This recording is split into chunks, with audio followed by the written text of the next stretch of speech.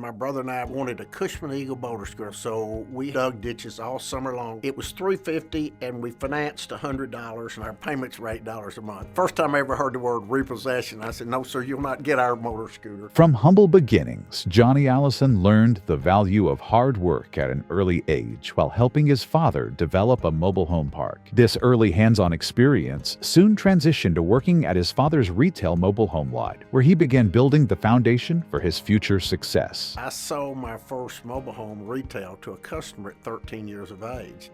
My dad instilled work ethic in us, and that was important going to the future. From there, I grew up selling manufactured homes and taking credit applications. We delivered them too and carried the concrete blocks out and blocked them and leveled them. And my brother was good on working on furnaces. I was good at selling. Johnny faced a pivotal moment during his senior year of high school in Jonesboro when his father passed away. This loss brought significant challenges, but also a reinforced sense of responsibility and resilience. Arkansas State University was a natural choice for Johnny as it was deeply rooted in his family's legacy. The close proximity to the university made it feel like an extension of home and allowed him to continue working while gaining the education and experience that would later shape his career. Kimmons Wilson, the founder of Holiday Inn, came to speak to a business fraternity one night.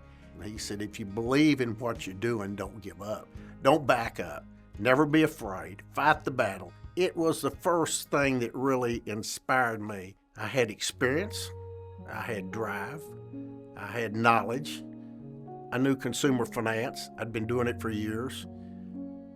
I knew how to trade, and I had $120. And I saved every penny I could save, and I looked for opportunities. And a mobile home manufacturer had hired me to come be a salesman. And shortly thereafter, within 6 months, I bought 23% of it before I understood the financial statement. The company had negative capital of somewhere around $600,000 to $1 million. Learning how to float that company and operate it was an amazing experience for me. After managing a company where he designed and produced manufactured homes, he eventually took sole control of the operations. When the parent company went bankrupt, Johnny seized the opportunity to purchase the shell, becoming the chairman of a NASDAQ public company at just 26. He eventually sold the company for cash, starting his own mobile home manufacturing company in Conway, quickly transforming it into a highly profitable venture. I had 3 plants in Conway, about 1,000 employees. We were running 15 to 20 mobile homes a day, and ultimately sold the company for cash years later. And I finally get invited on a bank board, and it's First National Bank of Conway, Arkansas, and this is in the 80s. Johnny led a group of board members and outside shareholders to buy First National Bank of Conway. As a result, he became the largest individual shareholder in the bank. We cleaned it up over the next period of time. I had every nickel that I could beg, borrow, steal in the bank, so we had to fix it. I merged it into First Commercial Corporation out of Little Rock, Arkansas, which was just great people, and that's where I learned banking. When Chairman Charles Murphy stepped down from the executive committee, he chose Johnny Allison to fill his position.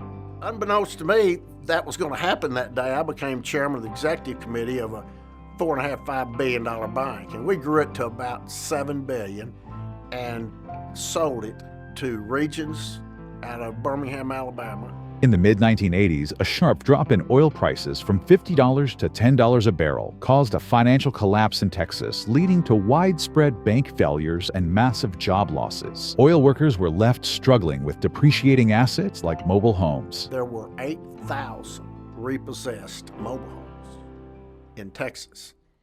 I bought all 8,000 of them. It took me about 4 years, and I sold all 8,000 of them. But I made a lot of money in that trade and put it in the banks. We paid $3 million for the 4 or 5 banks we bought in Texas, and we turned it into $600 million worth of shareholder value.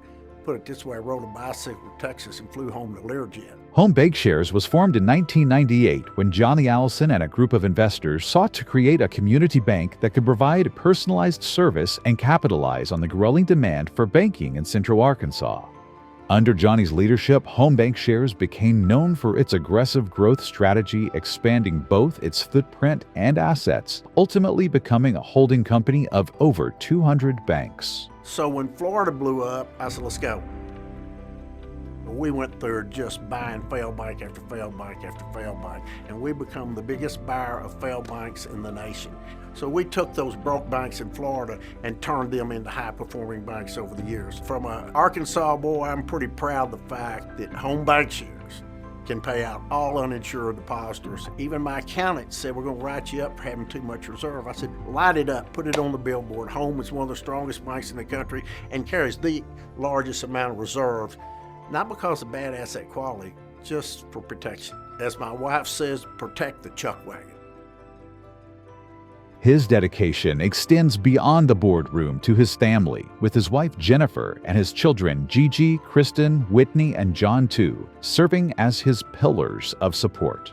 Johnny's commitment to his community is as strong as his dedication to his family. He is the longest-serving Arkansas State Police Commissioner, a testament to his commitment to public service. He also served on the Arkansas State University Board of Trustees, and in recognition of his generous donations, the football field was named Allison Field. Additionally, he helped establish an entrepreneurial speaker series at the University of Central Arkansas, inspiring future generations of business leaders. It means a lot to me to be named to the Arkansas Business Hall of Fame, but to be nominated by Mrs. Hunt is a special touch.